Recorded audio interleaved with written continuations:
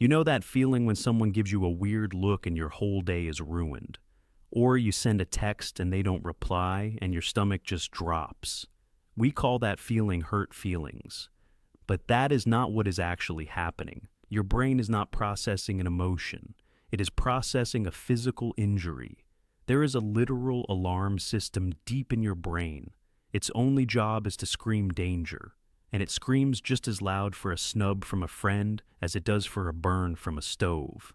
Scientists have seen this on brain scans. The same bright red spot lights up for both. That spot is called the anterior cingulate cortex. But you can just call it the pain center. It does not know the difference between social pain and physical pain, because for most of human history, there was no difference. Being left out of the tribe meant you would die, alone. So, your brain treats a harsh comment like a threat to your life. That is why the feeling is so visceral. It is not in your head. It is a full body reaction. Your heart races. Your muscles tense. You might even feel a real ache in your chest. That is your brain activating its ancient survival protocol. It is flooding your system with stress chemicals, the exact same chemicals it releases if you were actually physically attacked. So when you feel crushed by criticism, it is not weakness. It is biology. Your brain is doing exactly what it was built to do. It is sounding the alarm for a threat that used to be deadly. The problem is, your brain still lives in that old world. It thinks your coworker ignoring you is the same as a lion stalking you, so it reacts with the same intensity. This is the first thing to understand.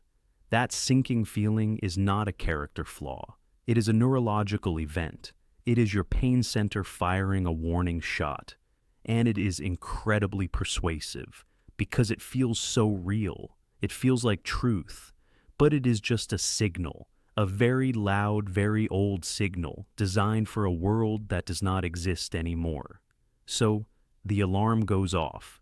That is the first punch. But your brain is not done.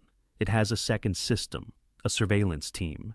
Imagine you are walking through a dark forest. Your eyes are scanning for movement. Your ears are listening for a twig snap. That is exactly what happens in your brain before you even walk into a room. It is constantly scanning for social threats. It is looking for a frown, listening for a cold tone, watching for someone turning away. This system works in the background. You are not even aware of it most of the time. Scientists point to two key areas, the amygdala and the anterior insula. But you can think of them as your threat radar and your internal feeling center. The radar picks up a potential threat, a slight change in someone's expression. The feeling center then translates that into a physical sensation, that pit in your stomach before you speak up in a meeting. That is the feeling center reporting a threat. Your brain is telling you your social standing is at risk, and it reacts to the potential for loss more than the actual event. Think about it.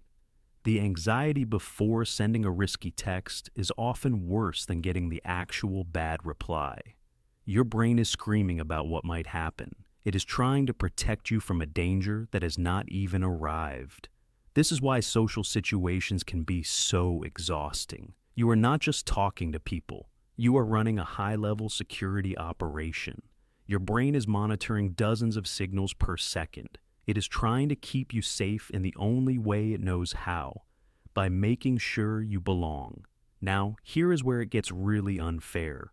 Your brain has a built-in bug, a glitch in the software. It is called negativity bias. Your brain is designed to hold on to negative information much tighter than positive information.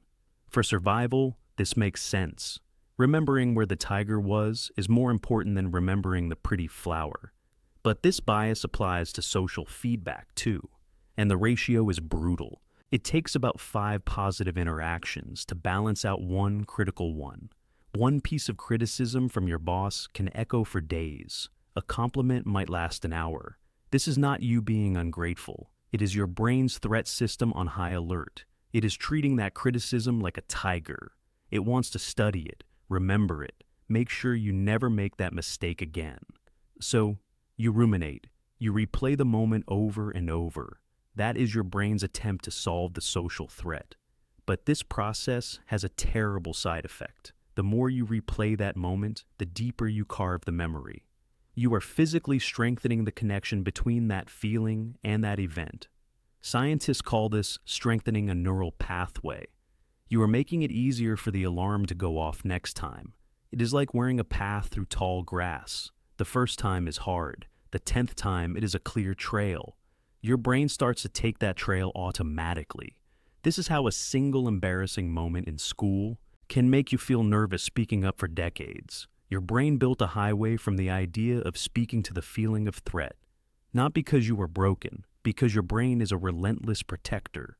It would rather have a false alarm 100 times than miss one real threat, even if those false alarms feel like anxiety, even if they make you doubt yourself. Your brain's primary job is not to make you happy. It is to keep you safe. And in its ancient wiring, safe means accepted. So you have this alarm. It is loud. It is ancient. And it is wired to treat social friction like a survival threat. Knowing that changes everything. It means the goal is not to silence the alarm. That is impossible. The goal is to change what the alarm means to you. Right now, when you feel that pit in your stomach, your brain tells you a story. It says you are in danger. It says you are not good enough. That story feels true because the feeling is so physical, but the feeling is just a signal, a very old signal. Your job is to write a new story for that signal. This is not positive thinking. This is signal interpretation. It starts with one simple question the moment you feel that social sting. You ask, is this a real threat or an old alarm? You are separating the feeling from the story. The feeling is the alarm bell. The story is your brain's guess about why the bell is ringing. And your brain's first guess is always from the old manual. It assumes exclusion means death. So you thank your brain for the warning. You literally say it in your head. Thank you for trying to protect me. This is not cheesy. This is strategic. It acknowledges the signal without buying the story. It moves you from being a victim of the alarm to being the operator of the system. The next step is to update the software manually. Your brain learns from experience. Every time you feel the alarm, but you stay present, you are teaching it. You are showing it that a weird look is not a tiger, that an unanswered text is not an exile. You do this by focusing on what is actually happening right now, not the story your brain is spinning. Feel your feet on the floor. Notice your breath. This is not avoiding the feeling. It is grounding yourself in the present reality, a reality where you are physically safe. This action uses a different part of your brain, the logical, thoughtful part. Scientists call it the prefrontal cortex. Every time you use it to assess a social threat, you are literally building a new neural pathway. You are carving a detour around the old panic trail. This takes repetition. It is not one and done. You are physically changing the structure of your brain through consistent action. That is what neuroplasticity means.